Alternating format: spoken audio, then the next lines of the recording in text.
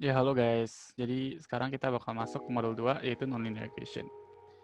Eh, Kalau kamu minggu lalu udah belajar linear equation, kamu tahu kan? Linear equation itu grafnya yang lurus-lurus, yang berbentuk garis lurus. Nah, ini kalau nonlinear equation itu beda. Nonlinear equation itu grafnya itu lengkung. Nah, ini ada rumus buat nonlinear equation. Kalau linear equation kan y equals to mx plus c. Kalau fx itu beda. Kalau linear equation itu beda.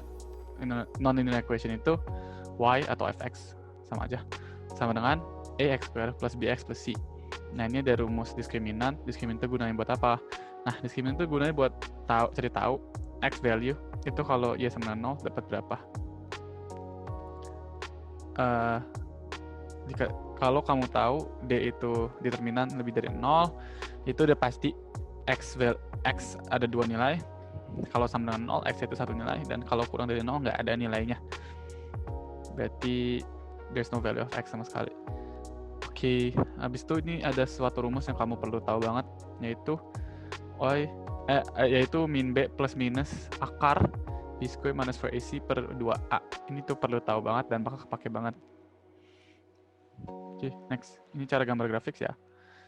Sebenarnya sih gampang. Kalau kamu mau yang benar-benar akurat, masukin value of x satu-satu dan cari y-nya berapa, habis itu gambar menurut titik-titik itu. Tapi ini adalah general description of how to grow a graph. Jadi step 1 itu determine the shape, yaitu tentukan bentuk grafnya.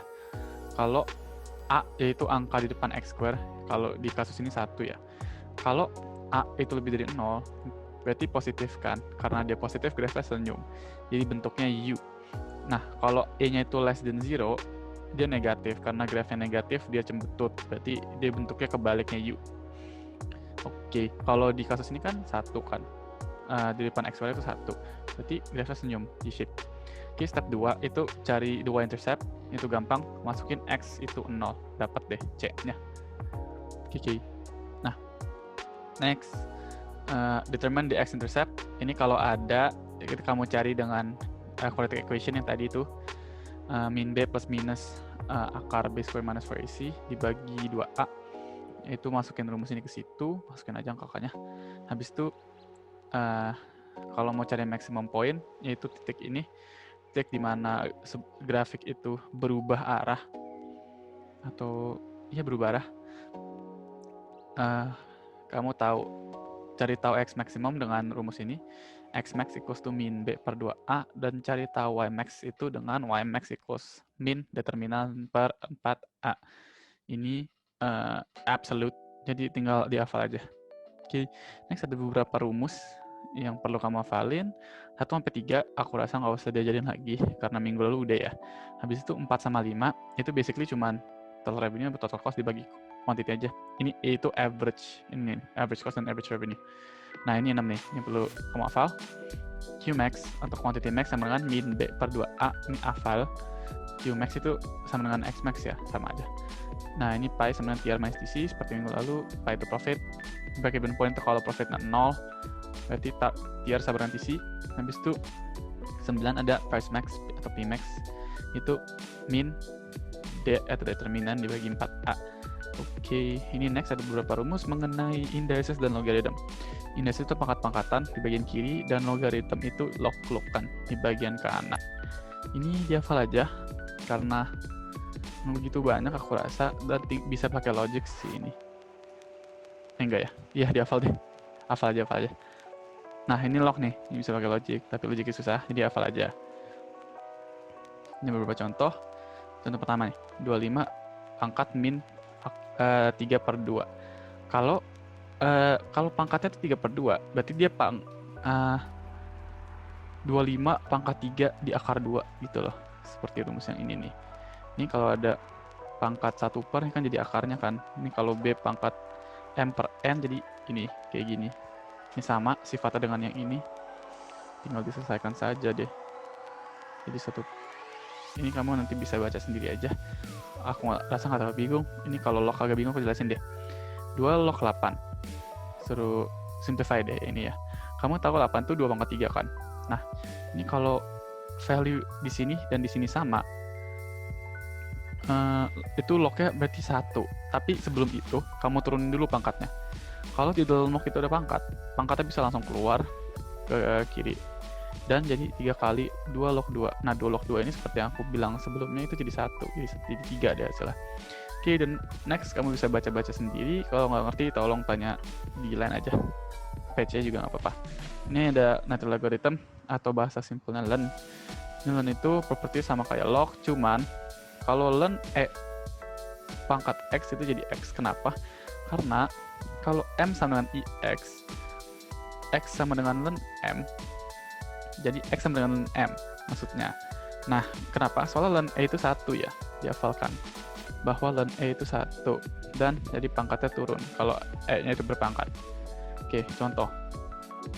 Pangkat 0,02 x sama dengan 2. Kamu saya cari x-nya deh. Berarti kamu tinggal len kedua sisinya. Ingat kalau len satu sisi, sisi lainnya juga harus di len. Harus balance.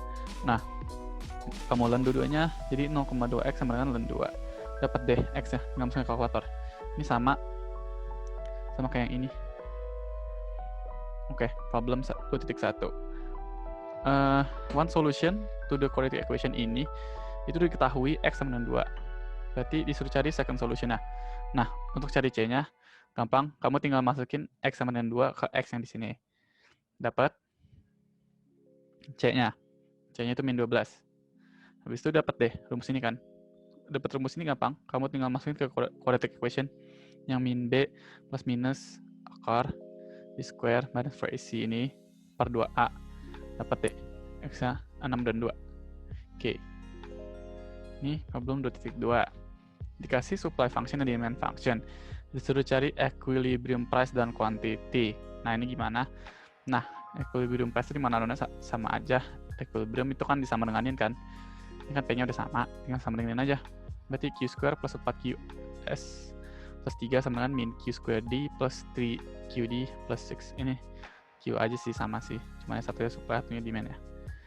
Kamu hitung aja, pindah-pindahin, dapat dapat dual Q square plus Q min 3. Habis itu karena dia break even, jadi 0. Iya. Nggak ada hubungan dengan break even, maaf. Ini kalau ini karena dipindahin semua jadi 0 doang sih. Oke, sorry. Kamu tinggal masukin ke quadratic equation, dapat kuantitinya berapa?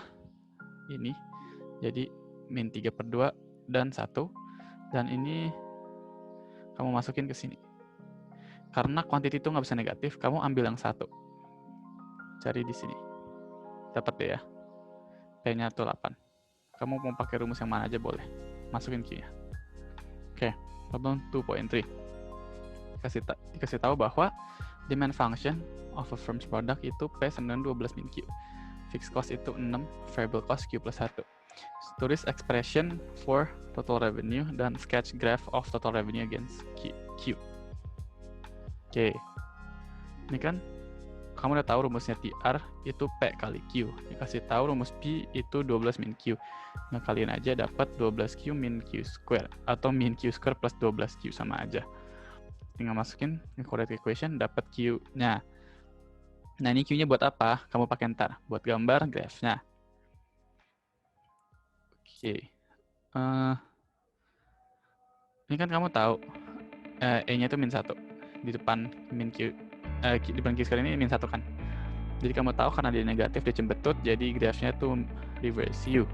B-nya itu 12, C-nya itu 0. Karena ini nggak ada angka lagi kan di sini kan. Oke, tinggal cari Y max sama X max buat cari turning point-nya. Dapat grafnya kayak gini. Kan when total revenue itu 0, quantity-nya 0 dan 12. Ini kan sama. Maximum point-nya di 6 dan 36. Ini sama. Oke. Habis itu keduanya. Itu tulis expression for total cost. Habis itu suruh buktikan bahwa AC sama ini dan disuruh gambar graph of average cost against Q. Ini gampang juga. Kan dikasih tahu kan fixed cost-nya 6 dan variable cost-nya Q plus 1. Kan TC itu kan fixed cost ditambah VC kali Q. Nggak VC-nya doang kali Q ya.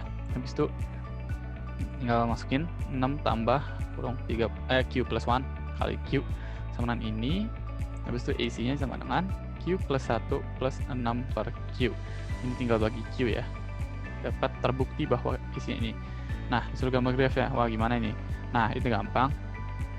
Tinggal masukin aja value of Q-nya berapa kayak harusnya sih terserah ya.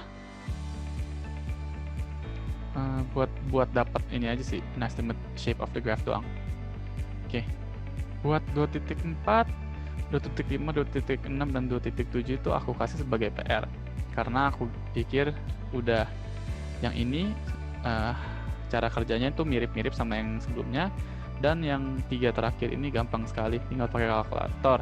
Tapi tetap aja kalau nggak ngerti mohon tanya aku karena bakal aku jelasin tanpa kasih jawaban. Oke, untuk hari ini sampai itu saja. Thank you guys for listening dan have a nice day. Semangat belajar.